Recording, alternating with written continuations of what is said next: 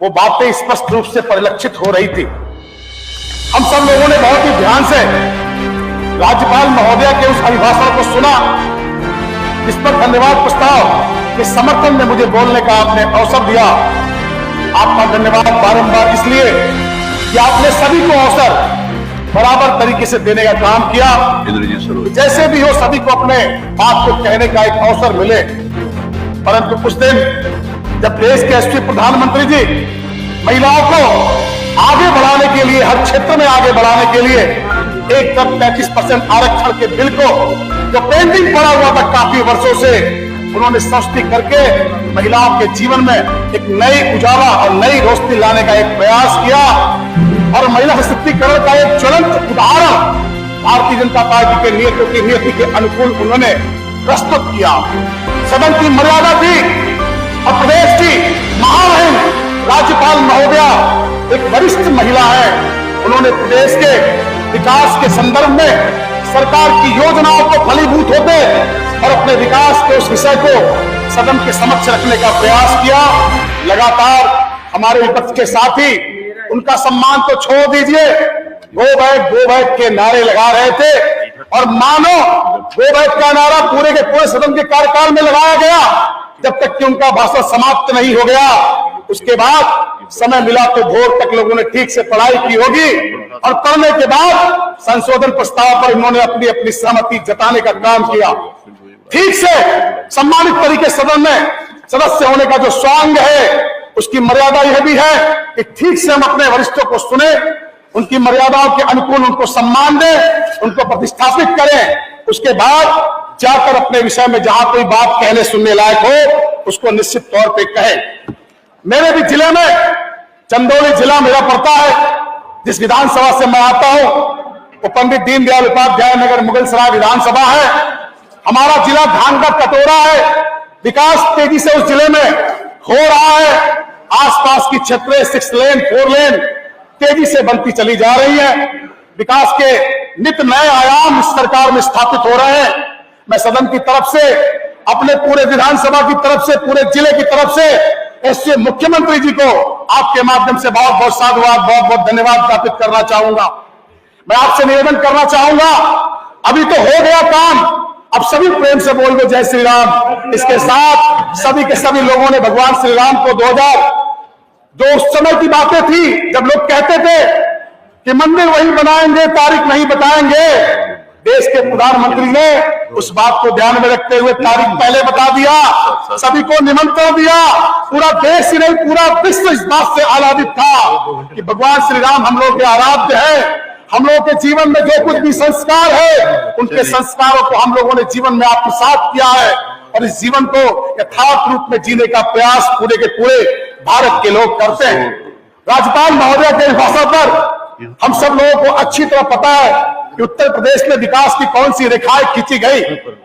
हर मंत्री के आगे हम लोग पहुंचते हैं, काम के विषय में बात करते हैं, तो हमारे सत्ता पक्ष के लोगों से पहले ही हमारे अनेक साथी, हमारे विपक्षी साथी वहां बैठे मिलते हैं और बहुत ही सहिष्णु भाव के साथ बड़े विनम्रता से अपने क्षेत्र में काम ले भी जाते हैं, तमाम काम उनको दिए भी जाते हैं।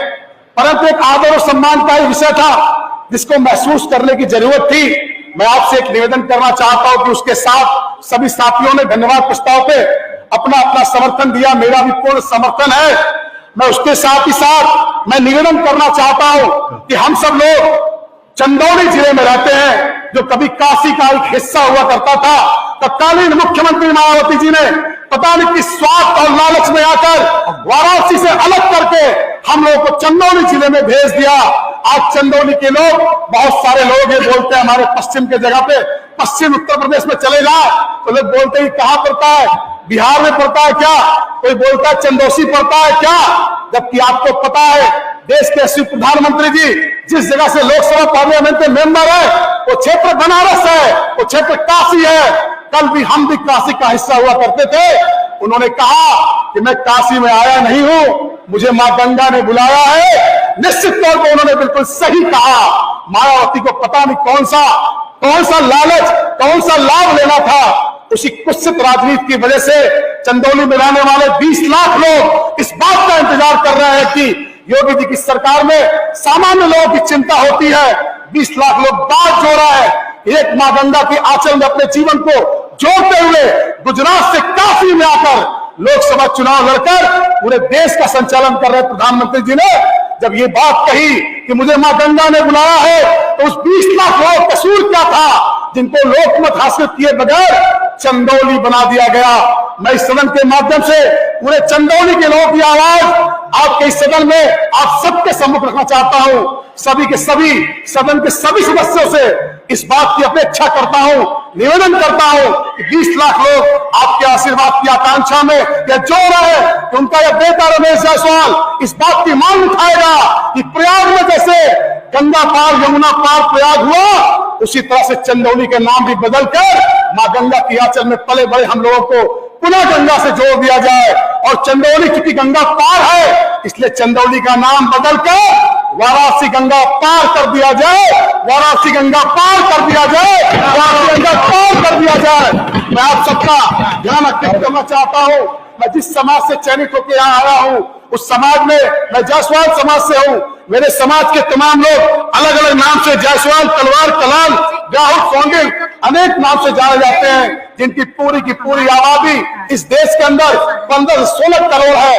मैं निवेदन करना चाहता हूं कि अंतरराष्ट्रीय स्तर पर देखे जाए तो सांस्कृतिक राजधानी वाराणसी में है। हमारे कुल देवता सहस्त्रबाहु अर्जुन जी महाराज की मूर्ति की स्थापना काशी के स्थान पे की जाए और उनके नाम से ट्रस्ट बनाकर, बोर्ड बनाकर उसको संरक्षित करने का प्रयास सरकार को करना चाहिए, ऐसा मैं समाज की तरफ से मांग करता हूं।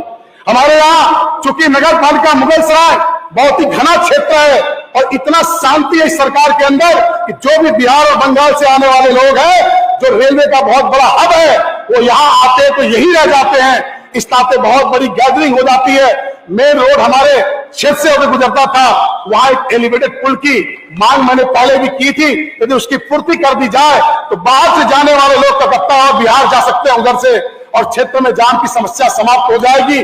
हमारे यहाँ स्थायी रूप से मंडी के निर्माण की मांग विगत कई समय से होती जा रही है। मैं सदन के माध्यम से मांग करता हूं, जो घनी आबादी क्षेत्र में वो मंडी है, उस मंडी को स्थानांतरित करके कई अस्थायी मंडी का स्वरूप अलीनगर क्षेत्र के थाने के बगल में जो जमीन पड़ी है उसमें अस्थायी रूप से कर दिया जाए। मैं निवेदन करना चाहता हूँ, एक मिनट बस निवेदन करना चाहता हूँ आपसे कि मुगलसराय के अंदर हमारे बहुत सारे कन्वजिया समाज के, धोबी समाज के लोग रहते हैं, जिन्होंने लगातार अपने आराध्य संत गाडगे जी के लिए एक स्थान मूर्ति का लगाने की मांग लगातार अनेकों बार अनेकों जनप्रतिनिधियों से उन्होंने आग्रह किया, परंतु वो पूर्ण नहीं हो सका।